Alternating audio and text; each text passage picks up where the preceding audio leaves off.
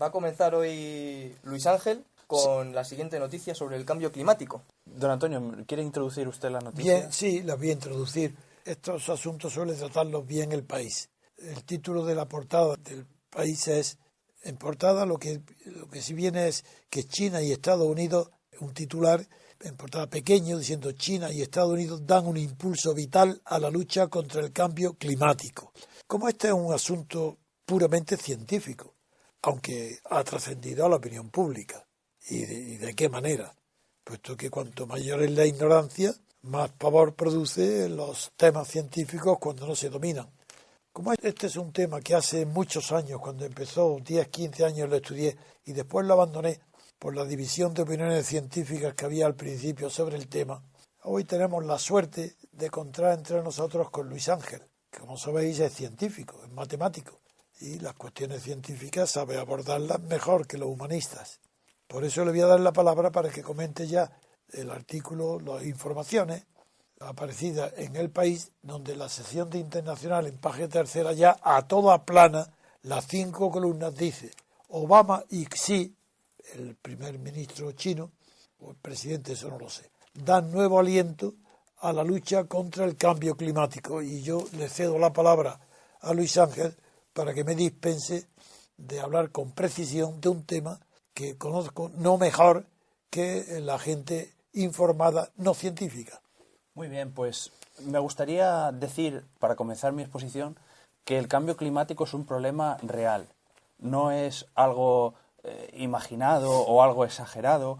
Hace unos años, si recordáis, Rajoy decía que tenía un primo que le había dicho que era mentira. Bueno, pues ¿Quién decía eso? Rajoy. ¿Sí? Sí. No es verdad eso. Sí, ¿De verdad? Se hizo muy famoso el primo de Rajoy porque le había dicho que no había cambio climático. ¿Y no era el primo de Somosol? No. Ah, bueno.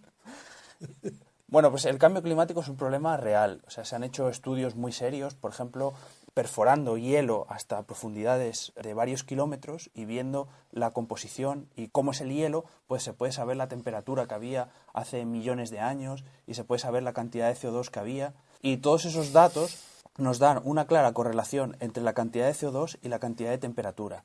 Y hay que decir que la cantidad de CO2 que tenemos actualmente es altísima, es la mayor que ha habido en la historia de la Tierra. Lo mismo con las temperaturas. Desde el 2000 al 2015 hay temperaturas más altas que desde el Pleistoceno hasta la fecha de 2000. Es decir, que es un problema verdadero. Y hay muchísima población. Estamos en 7.000 millones de personas y hay mucha contaminación con las centrales de carbono, los coches. Pues todo eso... Toda la combustión de fósiles, ¿no? Del petróleo y carbón, la energía almacenada en la Tierra, el combustible, al incendiarla, lanza a la atmósfera el CO2, que es el que produce el efecto invernadero. Esta es la opinión que tenemos los que no dominamos el tema. Lo que hace es aumentar la capa de la atmósfera y no se reflejan los rayos, sino que se quedan dentro y eso hace que se caliente, etc. Sí, como un gran paraguas, como una boina. Exactamente.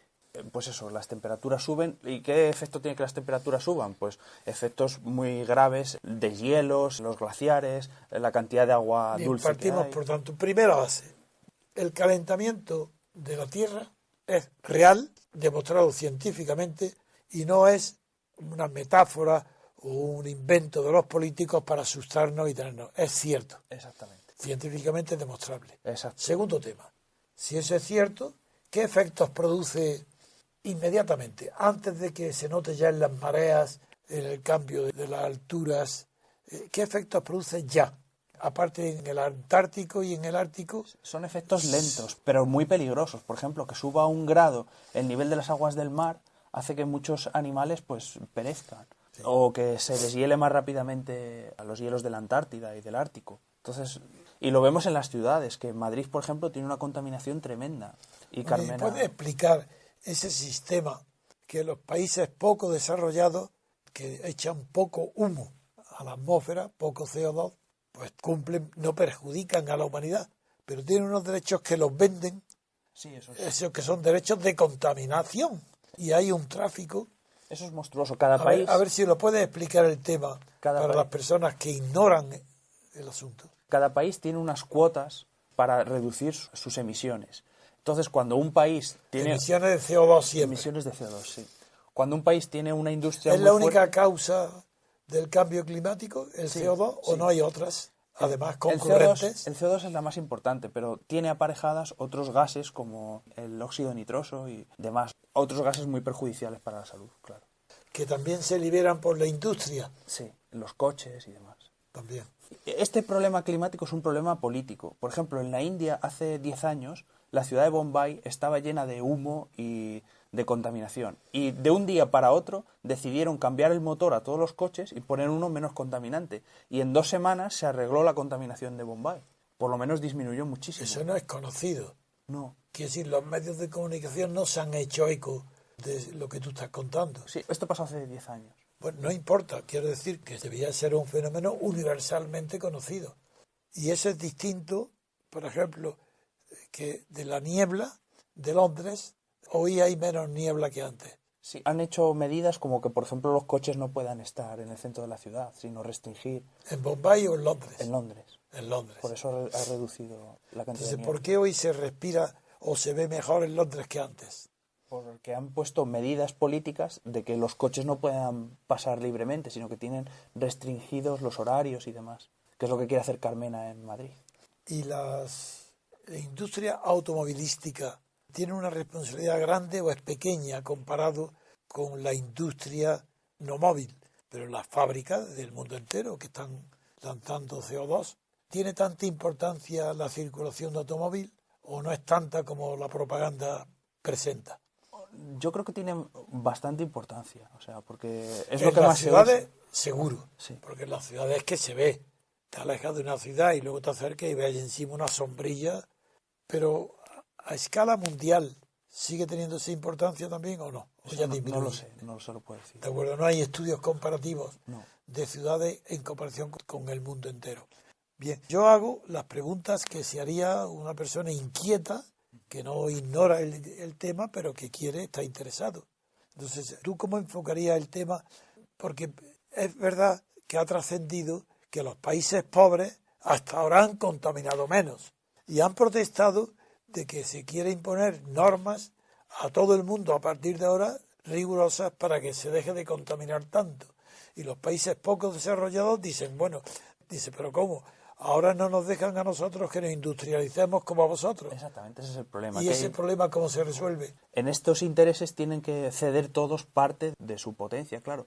Ninguno quiere, o sea, dependiendo de la medida que tomes, si la reducción por persona o la ¿Pero qué reducción pueden total... hacer los países industrializados para que disminuyendo ellos la contaminación atmosférica, sin embargo, puedan ayudar a la industrialización de los menos desarrollados?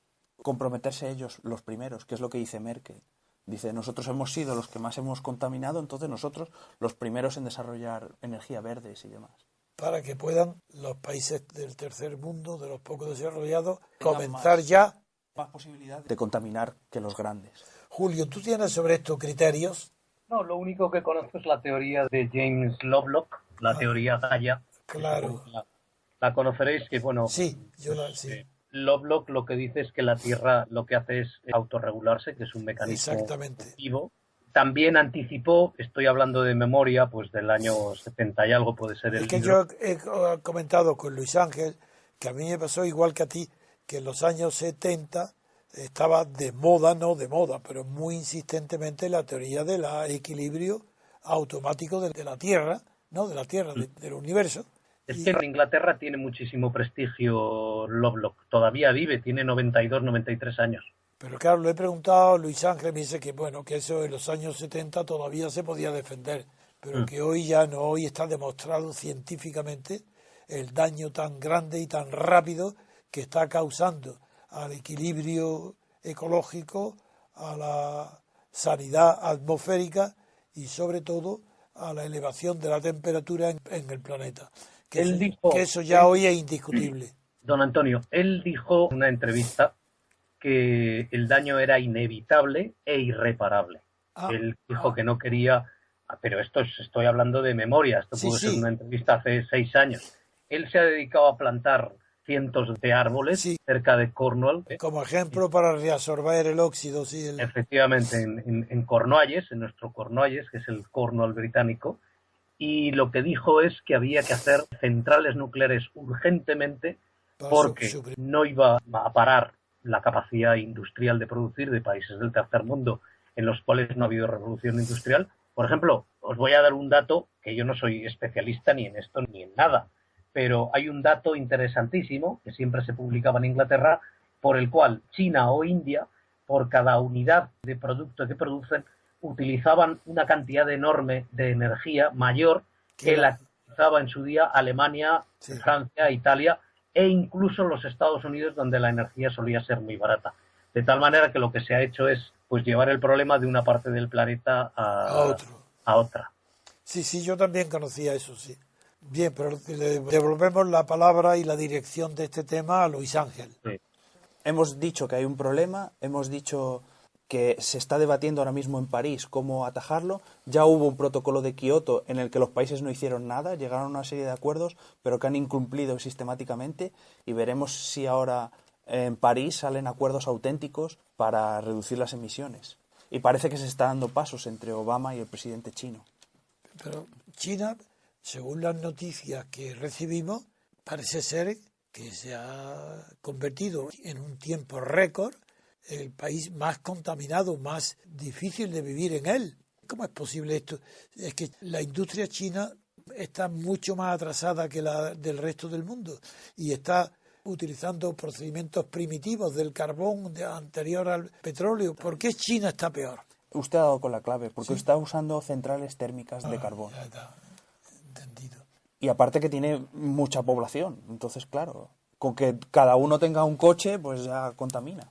Claro, también los presidentes de los países menos desarrollados, por ejemplo Ecuador, que es Rafael Correa, pues se declaraba que un habitante de los países ricos emite 38 veces más que uno de los pobres.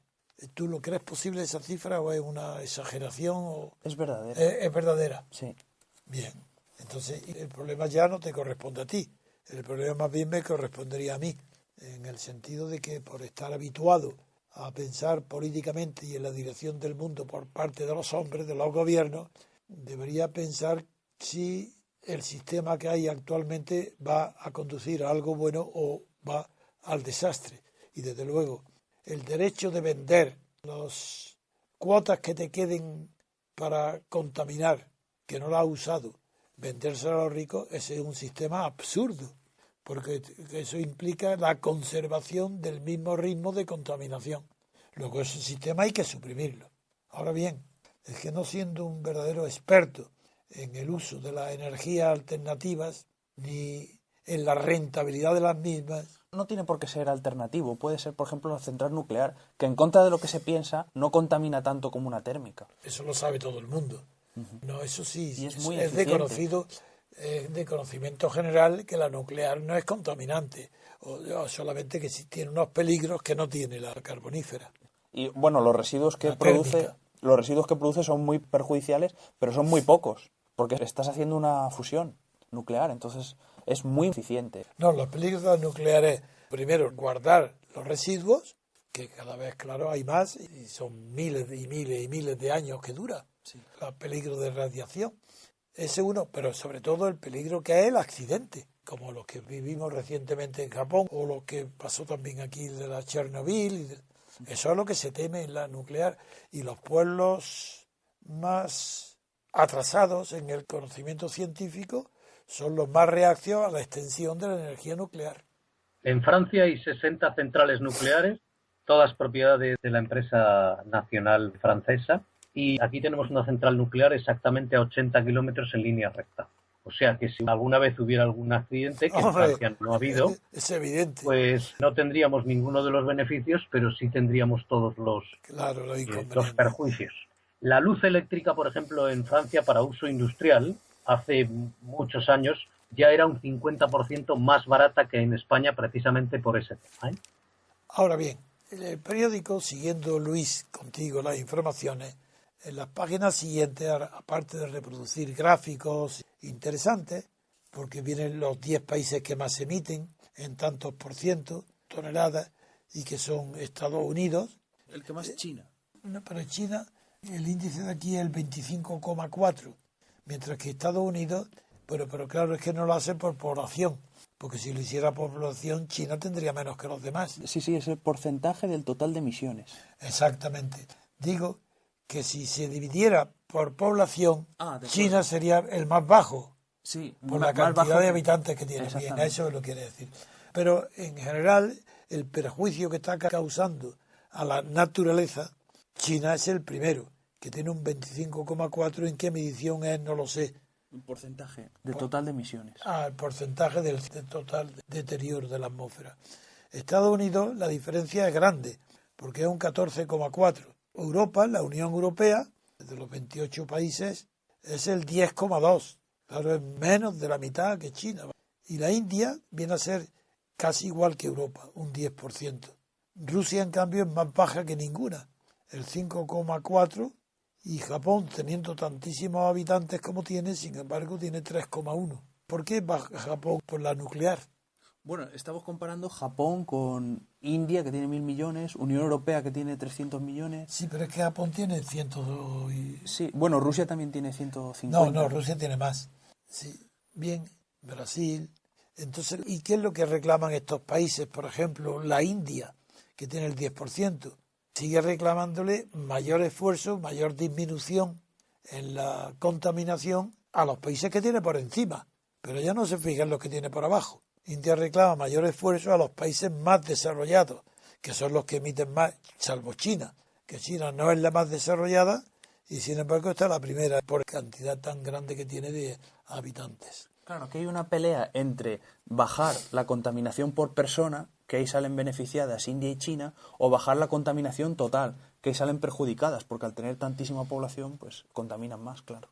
Algunos países, claro, por su dimensión y sobre todo por la situación de nivel de altura con relación al nivel del mar, como hay un peligro real de calentamiento y los icebergs, si va, claro, subirían marea en unos sitios.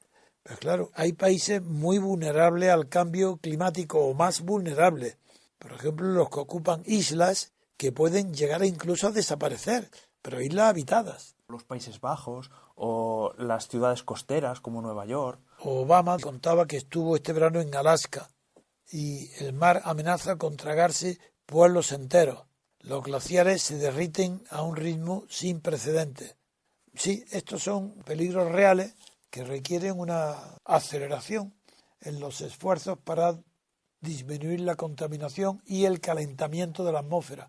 Porque no sé si son dos fenómenos donde hay relación causal entre ellos o si son simplemente concomitantes. Son directamente proporcionales, o sea, exactamente lo mismo que sube el CO2, sube la temperatura y sube la contaminación. La causa es la misma. Es la misma causa. Bueno, la información del país es bastante buena. Aparte de que todos los líderes están haciendo una enorme... Por ejemplo, Putin, que es la que hoy está de moda conocer sus opiniones, dice: nosotros hemos reducido significativamente nuestras emisiones de gases de efecto invernadero. Al mismo tiempo hemos conseguido doblar nuestro Producto Interior Bruto. Eso es difícil. Hemos demostrado que se puede asegurar el crecimiento económico y cuidar el medio ambiente al mismo tiempo. Eso me parece optimista, pero algo de razón debe tener cuando su porcentaje en la contaminación atmosférica de la Tierra es solo del 5,4. Sí, yo creo que se debe a que es más bien exportador de materias primas, sí, de petróleo y demás. No produce grandes cosas, coches. Pero mira, tú que has estado tanto tiempo en la India y que vienes de allí, de estudiar matemáticas allí, pues mira los titulares de la 5ª página, donde después de hablar de los niveles de contaminación superiores están en China y que eso le obligan al gobierno chino a tomar nuevos compromisos ante la comunidad internacional. Pero mira el titular polución peligrosa en Nueva Delhi. Nueva Delhi con 16 millones de habitantes. Si tú puedes comentar esta noticia. Sí. La noticia dice que Nueva Delhi, con 16 millones de habitantes, que es la segunda capital más poblada del mundo, amaneció ayer envuelta de humo y con niveles de contaminación peligrosos. ¿Tú has estado en Nueva Delhi? ¿Dónde residías tú? Yo estaba en Bombay, pero he estado también en Nueva Delhi en un congreso. ¿Estás viviendo en Bombay? Sí, estuve 3 meses en Bombay y fui una semana a Nueva Delhi, a un congreso. Y en efecto, o sea, la contaminación que hay en la India es tremenda y hace unos años había más, pero se están tomando medidas poco a poco para reducirla. Y la calidad del aire empeora en invierno. Sí, porque usan carbón. Por el carbón. Exactamente. La térmica. Porque es una energía muy barata. Claro. Pero que contamina mucho, claro. Muy bien. Pues entonces yo creo que si no tienes que añadir algo... Nada más, pasamos a otro tema. Si que lo consideras que está bien tratado. Sí.